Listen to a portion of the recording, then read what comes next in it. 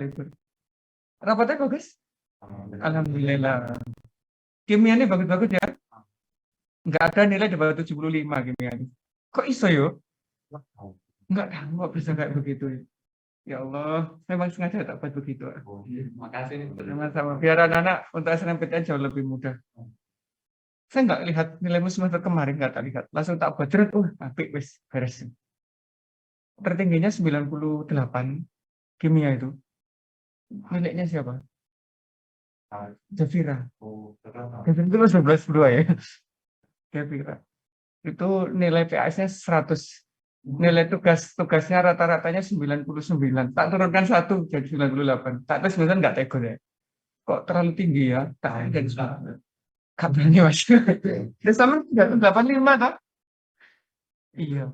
Karena gini, kemarin kan sudah diplenokan di Bapak Ibu Guru. Siapa-siapa yang berhak ikut SNMPTN bukannya? Udah tahu datanya? Oh belum, alhamdulillah belum tahu. Karena yang dipakai meranking sekolah itu, yang SNMPTN ini menggunakan mata pelajaran. Kalau tahun-tahun sebelumnya yang dipakai ranking itu kan seluruh mata pelajaran, yang meranking adalah langsung dari LPMPT, dan sekarang dan tahun kemarin beda, yang meranking adalah sekolah. Pertimbangannya 2, nilai akademik dan karakternya. Nilai akademiknya bagus, karakternya jelek, coret, cut. Gitu ya. Jadi ada 2 pertimbangan utama. Dapat 40% kuota, anak IPA-nya berapa kemarin? 119. Kalau 30%, 40% berarti sekitar berapa? 48. Mungkin ya, dari 48 ya. Kalau bisa 119. Alhamdulillah. Alhamdulillah, semoga terima semuanya nanti. Amin. Yang penting kan, ngambil jurusan apa ya, rasional banget gitu loh ya. Kalau kemampuan saya sekian, ojo terlalu ngambil yang terlalu tinggi. Kalau misalkan kita bisanya kedokteran, ojo ngambil yang di atasnya kedokteran. Apa ya kedokteran? Yang paling tinggi nggak ada lagi ya. Kalau kita mampunya di teknik elektro, ojo ngambil yang di teknik yang lain. Gitu. Jadi usahakan dengan kemampuan. Kalau gitu peluang lolos itu besar. Kalau kita maksakan, ya enak. Untuk milih UB, usahakan pilihan pertama ya, kalau anak-anak minat di UB. Karena kalau udah pilihan kedua, otomatis tak diproses. Kalau di UB begitu. Ngapain proses pilihan kedua? Yang pilihan satu aja buang-buang kan. Gitu lah di UB kan gitu. Peminat terbanyak mahasiswa itu UB Indonesia. Jadi kalau kita ngambil di situ, saingannya itu benar-benar luar biasa ketatnya. Dulu fakultas apa ya? FEB itu di bawahnya ada apa? Jurusan yang dulu nggak favorit banget, tapi kemarin grade-nya sangat tinggi. Karena peminatnya tinggi banget, banyak banget. Jadi kita harus lihat yang terakhir tahun kemarin. Datanya anak-anak asli di BK ya, ada semua kok itu. Rasio-rasio itu di BK ada semua. Pertimbangkan. Kapan sih mulai pendaftaran yang PTN? Tanggal 4. Yang dari sekolah tanggal 4, yang dari siswanya tanggal 10. Tanggal 10. Disiap-siapkan aja ya. Konsultasi dengan orang tua, konsultasi dengan BK, doa yang kuat, istiqoroh yang kuat, agar ditunjukkan jurusan apa terbaik yang harus diambil. Siap ya, Rek, ya? Hari ini kita lanjutkan kimia. Insya Allah tinggal 1 bab aja kimia itu. Di bab makromolekul, isinya 4. Ada polimer, ada karbohidrat, ada protein, dan lemak. Dan 4 itu aja. Jadi simple. Gak ada hitung-hitungannya lagi gitu ya. Alhamdulillah. Nggak perlu ulangan lagi gitu. Nggak perlu apa tugas lagi karena udah akhir-akhir. Jadi kita fokusnya menyelesaikan materi. Terus kita persiapan ada ujian sekolah. Ada ujian sekolah loh, Ray. Ujian sekolah itu yang menentukan berapa persen kelulusan. Selain rapor dari semester 1 sampai semester 6, ujian akhir juga menentukan kelulusan. Nanti gitu. Yang dari provinsi nggak tahu. Semoga nggak ada ya.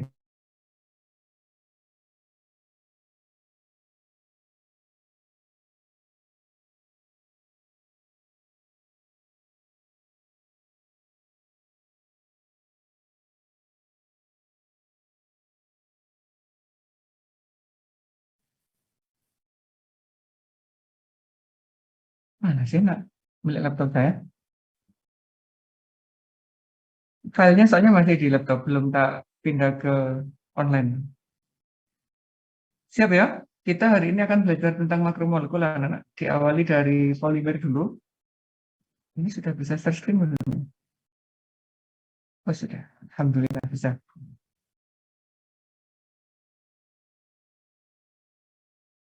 Kalau mau nyatet boleh, untuk catatan boleh. Terus kalau mau filenya nanti tak kasih. Enak yang mana? File bisa. Oh ya, sih kata itu simple.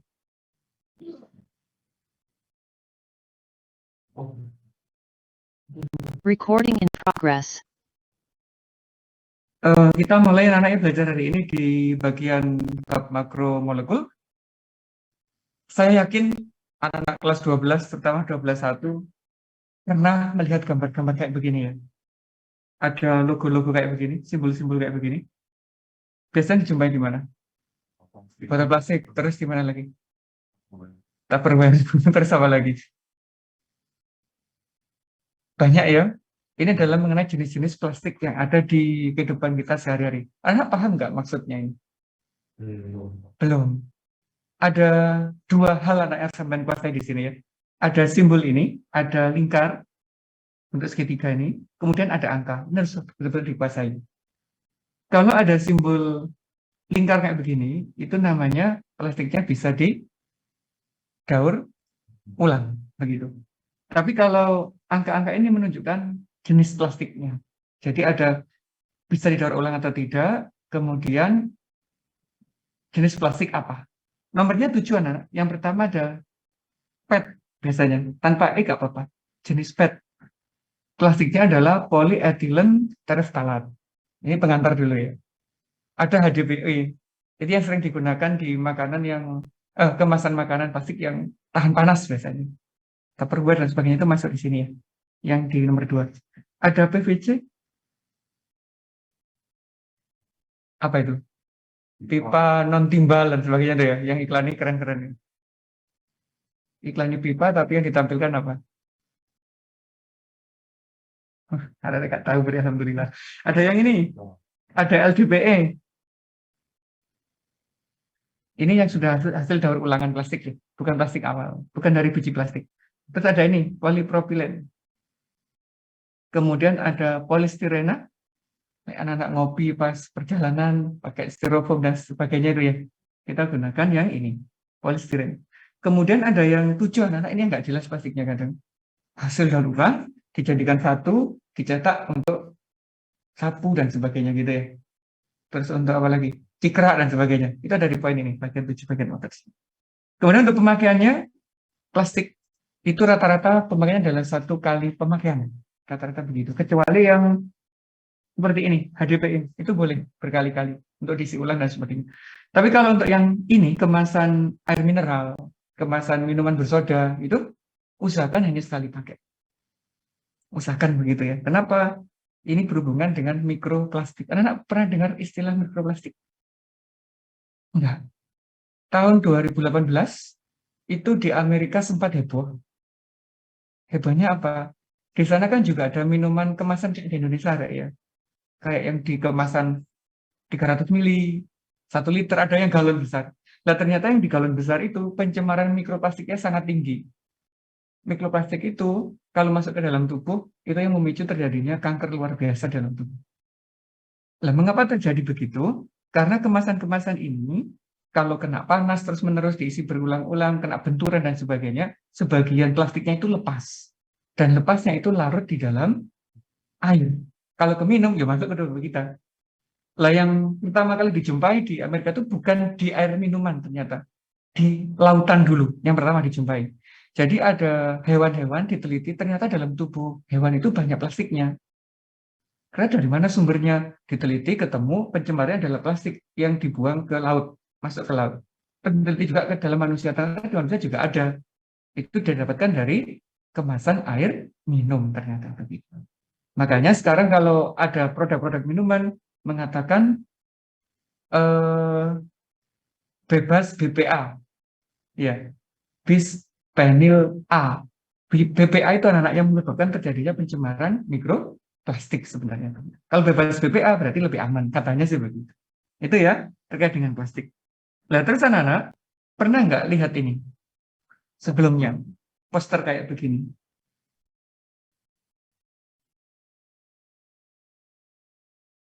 Ini adalah perkiraan usia suatu bahan agar bisa hancur di alam semesta secara alami.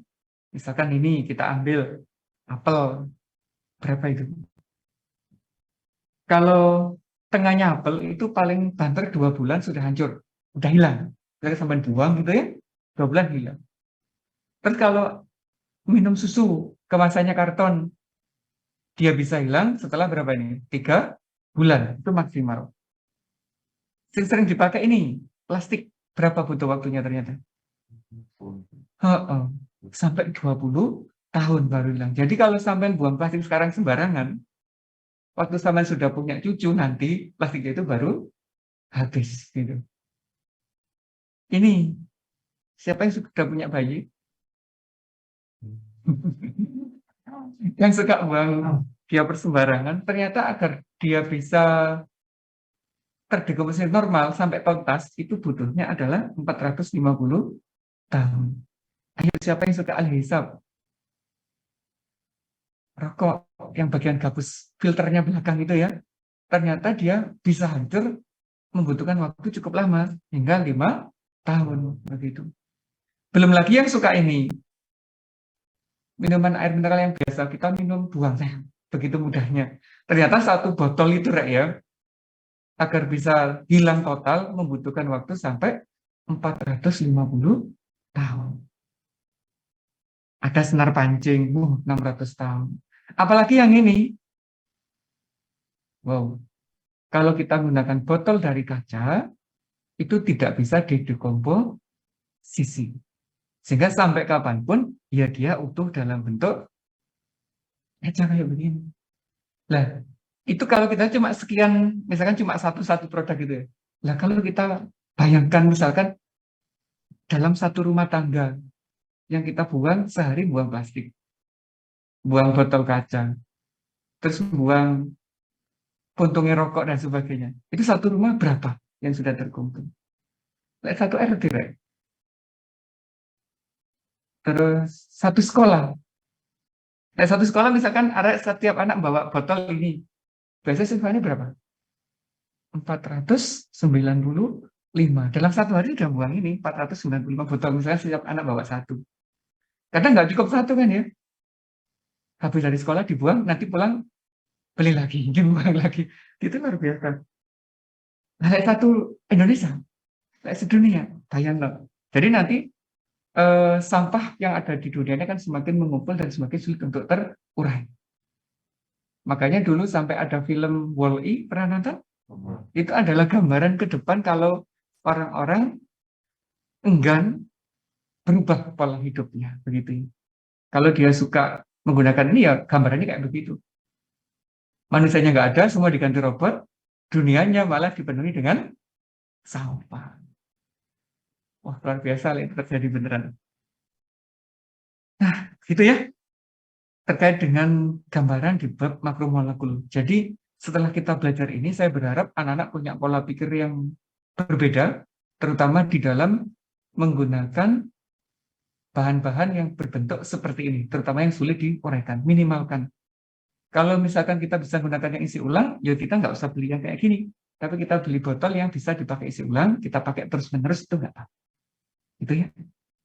Terus, kalau yang biasanya beli kemasan plastik, ganti ke kemasan yang karton. Itu juga akan mempermudah. Yang suka minum kopi pakai ini, sekarang nggak usah. Caranya gimana? Buat kopi di rumah sendiri. Nggak harus ke kafe-kafe besar gitu, nggak perlu ya. Cukup ngopi di rumah sama teman-teman. Itu kan seru. Yang suka ngerokok, biasanya pakai yang filter, sekarang nggak usah pakai filter. Tambah ngampek, nggak apa-apa gitu ya. Itu untuk mengurangi anak-anak. Yang biasa beli produk pakai botol kaca, diganti. Usahakan tidak beli lagi yang kayak begini-begini. Karena dia tidak memenuhi dunia ini dengan sampah. Oke ya? Sip, pinter area-area. Nah, ini anak-anak yang di bab makromolekul ada 4 hal yang kita pelajari. Gambaran awal tadi adalah terkait dengan polimer ya. Secara umum polimer itu kayak begitu. kemudian ada karbohidrat, ini di biologi kan sudah. Protein di biologi sudah? Sudah. Lemak sudah? Sudah. Berarti kan ini tinggal ngulang-ulangi aja secara kimianya. Kalau identifikasinya cukup dari biologi, karena sama persis, nggak ada bedanya materinya. Kita cuma belajar dari struktur kimianya saja. Ini adalah contoh dari polimer. Yang anak pakai duduk itu juga sama, itu juga polimer. Ini bukan kayu, ini termasuk bahan polimer juga. Ini contoh dari karbohidrat, ada dari gandum, ada dari padi, dan sebagainya itu ya. Ini contoh dari protein hewani dan nabati.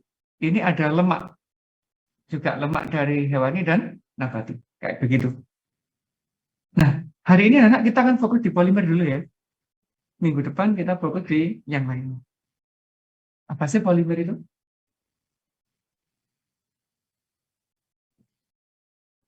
Polimer itu ini loh. Ini nggak muncul. Polimer itu adalah rantai berulang dari atom atau molekul yang sangat panjang. Kalau satu molekul saja, itu nanti belum disebut sebagai polimer. Tapi kalau ada lebih dari satu molekul bergabung, itu nanti menjadi suatu polimer. Nah, bagian terkecil dari polimer itu anak nanti dikenal sebagai monomer. Jadi ada dua istilah. Ada istilah polimer, ada istilah monomer. Yang paling sederhana adalah monomer. Kalau ini bergabung akan bentuk suatu polimer. Itu intinya di situ. Contohnya gini ya. Plastik DNA. Ternyata DNA kita yang ada di dalam sel tubuh kita itu juga termasuk polimer. Nah, ini contohnya. Ini ada beberapa molekul yang bergabung satu dengan yang lain. Ini ya, kalau definisi anak nanti bisa baca sendiri, yaitu molekul yang dirangkai lebih dari satu monomer. Jadi kalau ada monomer bergabung kan untuk satu polimer. Nah, contohnya ini, agar lebih mudah kita pahami di gambar ini aja. Ini adalah molekul satuannya, anak-anak. Ternyata molekul ini bisa bergabung. Nah, bergabungnya itu bisa membentuk suatu polimer melalui proses polimerisasi. Ini prosesnya, proses pembentukan polimer. Ini monomer bisa berubah menjadi polimer. Gitu tak ya definisinya ya? Lah yang paling urgent itu di sini, di bagian pengelompokan polimer. Asal-usulnya ada yang alami, pasti. Ada yang buatan. Yang alami contohnya ini apa? Getah, karet. Kalau yang buatan, teflon. Selain getah karet ada lagi nggak yang alami itu? Kulit kayu, manusia, itu juga termasuk polimer alam. Gitu ya? Tubuh kita ini kan ada kulitnya. Kulit itu bentuk dari apa sih? Kalau secara biologi.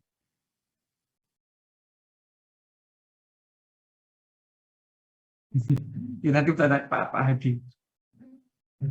Nah, lupa. Ternyata getah karet itu struktur kimia seperti ini. Namanya adalah 2-metil 1,3 buta DNA. Ini nama senyawanya begitu. 2-metil 1,3 buta DNA. Kenapa DNA? Karena alkenanya ada 2.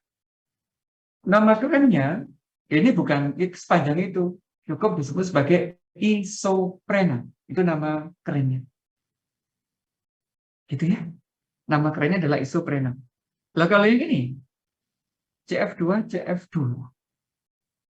Itu adalah bagian terkecil dari teflon. Tetrafluoroetena. Etena betul.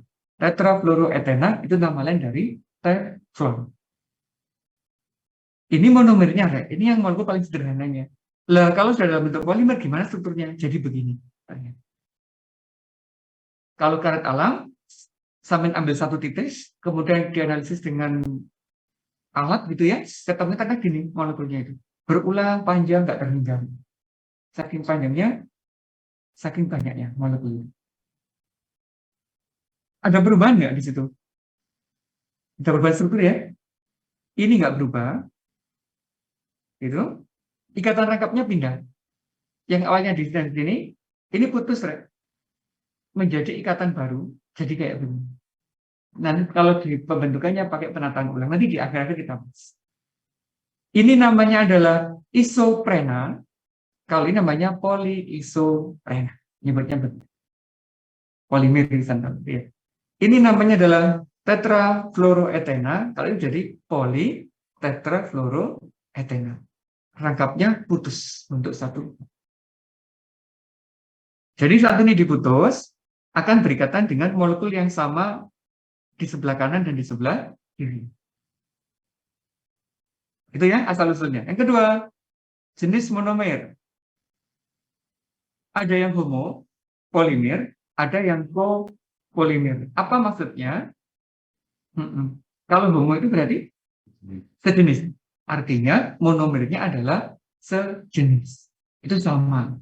Kalau ini isoprena jajar jumlahnya banyak gitu ya. Itu namanya polimer homo polimer. Lah kalau copolimer gimana? Berarti strukturnya monomernya lebih dari satu. Contohnya DNA. Ada berapa sih komponen penyusun DNA itu? Ingat, Pak? Ada tiga, apa aja? Ini ada fosfat, terus ada gula pentosa, gitu ya. Satu lagi apa? Basa nitrogen. Belum ada yang belum terjadi belum? Oh sudah. Kelas berapa? Kelas kemarin. Iya. Diulangi deh kimia. Jadi di dalam tubuh kita DNA itu juga termasuk polimer alam. Jenisnya adalah copolimer karena monomernya lebih dari satu macam. Ada fosfat, ada gula pentosa, satu lagi apa? Basa nitrogen. Sip ya, paham ya maksudnya ya? Terus ini ada pembentukannya. Ada pembentukan adisi, ada pembentukannya melalui proses kondensasi. Masih ingat adisi itu apa? Adisi itu pemutusan ikatan rangkap. Jadi polimer-polimernya itu terbentuk jika monomernya mengalami pemutusan ikatan rangkap. Contohnya ini. Nah, ada etena, ikatannya rangkap, agar bisa bergabung dengan sesama etena, ini diputus sana. Ini jadi satu elektron di sini, satu elektronnya di sana. Kemudian digabung dengan molekul etena yang lain, maka terbentuklah polietilena. Etena sebagai monomer, kalau polietilena sebagai polimer. Awalnya punya rangkap, diputus, berarti pembentukannya adalah melalui adisi. Lalu telur terbentuk dari apa? Suatu protein. Nah, protein itu ternyata disusun oleh dua hal, yaitu ada asam amino, asam amino. Asam amino 1 dan 2 dan sebagainya gitu. Ini asam amino pertama, ini asam amino kedua. Kalau bergabung akan bentuk suatu protein. Ikatannya menggunakan ikatan peptida. Ini, ikatan peptida. Maka kalau orang biologi nyebutnya protein ini sebagai apa? Polipeptida. Pernah dari istilah itu ya? Enggak. Kalau dulu sebut begitu. Enzim untuk menghidrolisis. Ini apa namanya? Menghidrolisis protein. Ingat. Pepton. Nah, itu ada hubungannya juga. Lah pepton itu berfungsi di sini. Memutus ikatan peptida yang di sini, Mas. Ini adalah asam amino 1, ini asam amino 2, kalau bergabung itu di sini katanya. OH dan H jadi air. CO dan NH bergabung, maka disinilah terbentuknya ikatan peptida. Ini sering keluar di ujian ya, terkait dengan ikatan peptida. Ada di mana? Nanti kita detailkan kalau sudah belajar masalah protein. Ini pengenalan dulu. Tahan terhadap panas. Pernah lihat barang seperti ini? Apa dikenali maksudnya Mas? Apa namanya? Lupa maksudnya. Apa namanya biasanya? Apa sih Mas? Lain di rumah-rumah ini? Jadi plastik. Ha, plastik. Pernah dengar istilah baklip? Enggak. Ya. Ya Allah, belum ada ya. Ya Mas, ya. Kita kenalnya apa? Piring plastik ya Mas gitu. Ternyata piring plastik itu bahannya kali ini ada baklip. Ini adalah penggolongan polimer terhadap ketahanan panas, terutama waktu membuat. Ada termostat, ada termoplas. Kalau ini pemanasannya hanya pada saat membuat. Jadi kalau dipanaskan ulang, dia bentuknya rusak. Nggak bisa digunakan lagi. Itu adalah ciri dari polimer termostat. Nggak bisa dipanaskan ulang.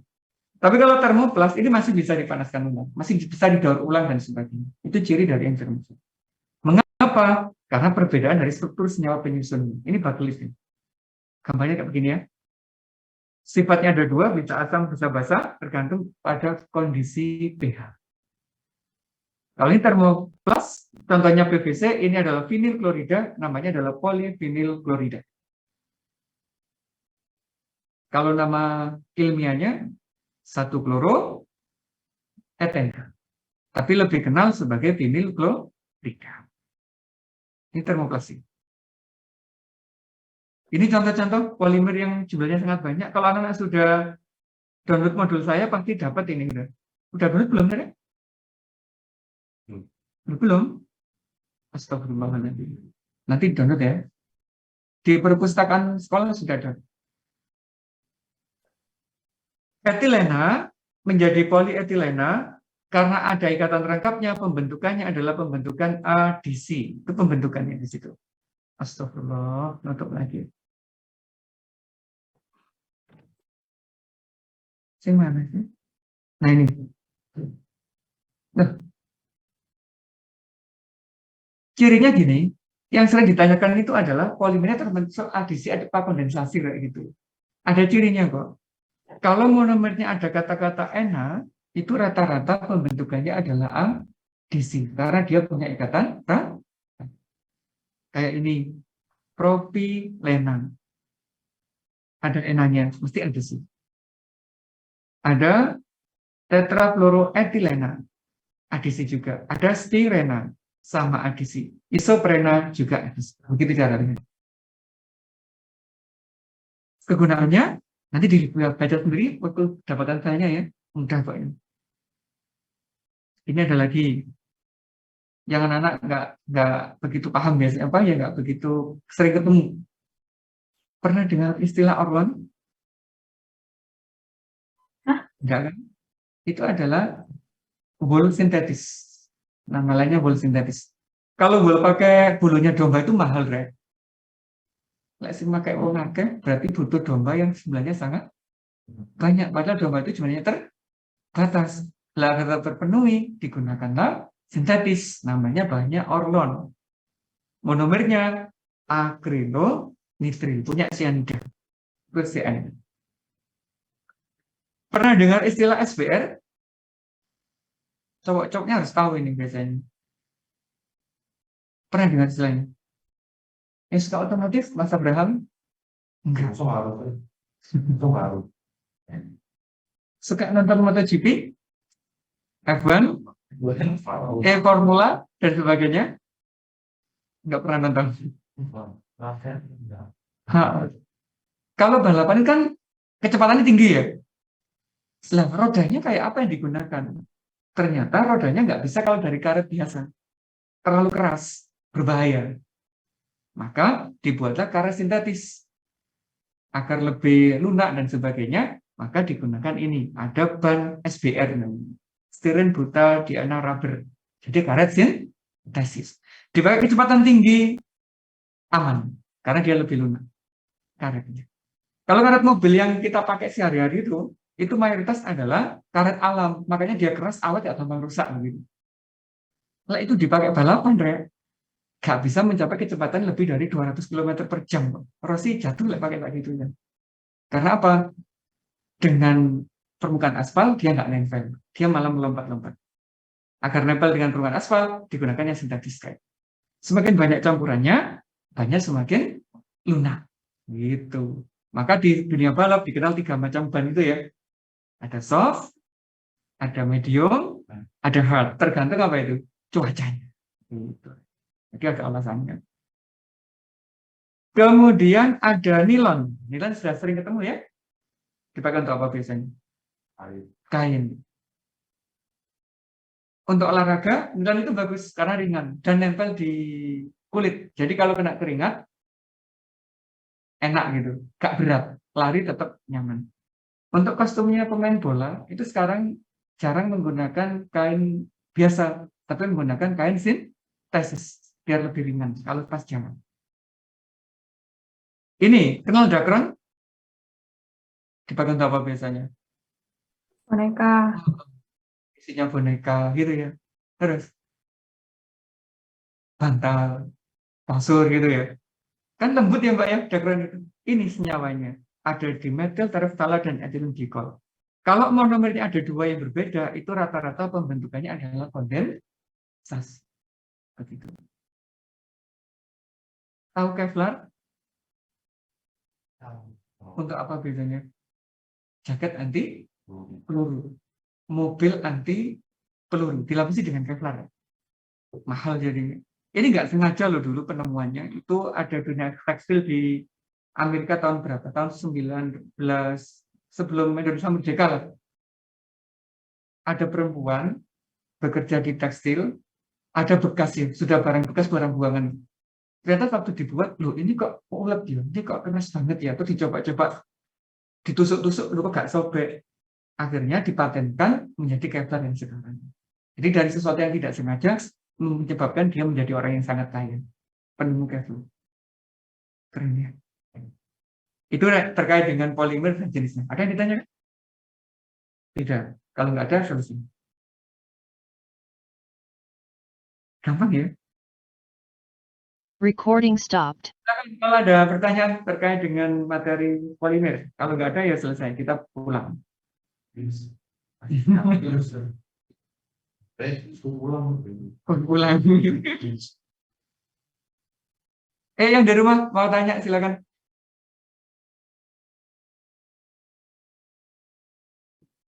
Hari ini nggak ada tugas. Minggu depan juga nggak ada tugas. Kalau untuk nilai gampang nanti tak ambilkan dari nilai-nilai yang lain. Karena untuk semester 2 itu kelas 12 khusus spesial. Perlakuannya khusus, nggak kayak biasanya. Kalau materi sudah selesai semua, nanti kita persiapkan untuk ujian sekolahnya. Kita bertahap ujian sekolah. Silakan kalau ada pertanyaan.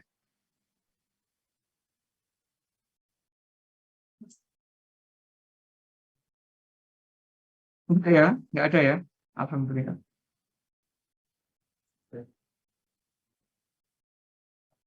Kalau nggak ada, yang di rumah boleh istirahat sampai jam berapa sih coba kita? Semua ya, 20 menit. Apa wis? Sama pakai untuk istirahat di dalam, tapi nggak boleh di rumah. Yang di rumah boleh istirahat dulu, boleh keluar dari Zoom. Assalamualaikum warahmatullahi wabarakatuh.